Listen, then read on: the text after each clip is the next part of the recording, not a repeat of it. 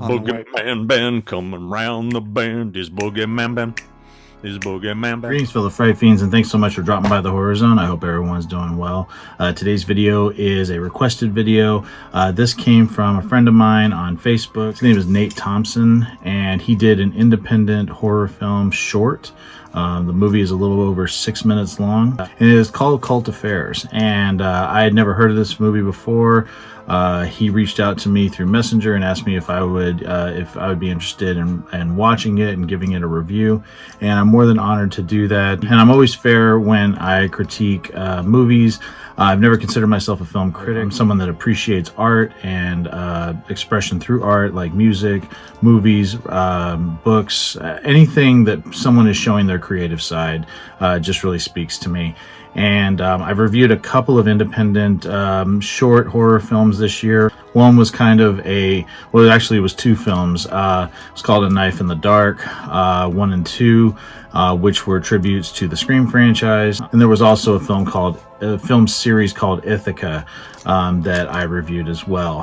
And I was honored to do those, and I was honored to do this. So Nate, I hope you enjoy my thoughts on your short film.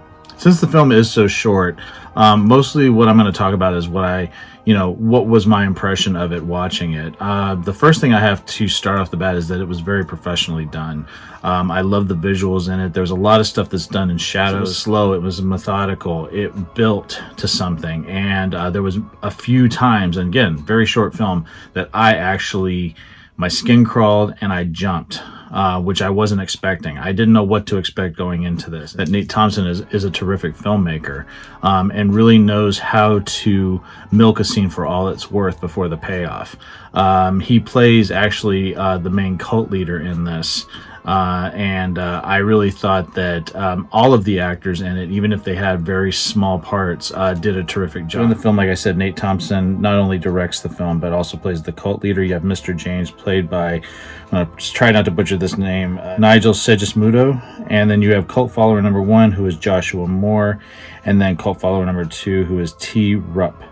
I loved this. Like I said, there was lots of smoke and candlelight for visuals in the scenes. The main antagonist was speaking in a very eerie whisper-like tone, which played up on the tension. There's a music playing on a recording, like a record player, and much like the final song in Jeepers Creepers, Here Comes the Boogeyman, I just thought it really played into the scene well and just added to the tension. It just built and built and built before the final jolt at the end. Very good tension, very slow building, very atmospheric. Like I said, it was something that surprised me. I didn't know what I was going into. But yeah, I absolutely loved it, and I want to thank Nate Thompson for reaching out to me and asking me to, share my thoughts on the film, put this out there so other people can check it out for themselves. Again, I'll put a link down below. It is available on YouTube. Check it out for yourself. If I had to give Cult Affairs a rating on my scale, definitely would give it 5 skulls.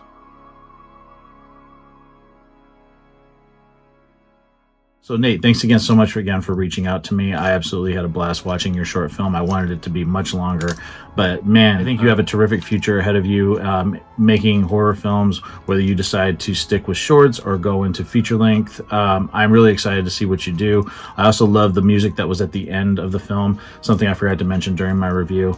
Yeah, terrific film. Can't recommend it enough. Again, link down below. Everybody else, check it out. Cult Affairs, Nate Thompson, check it out.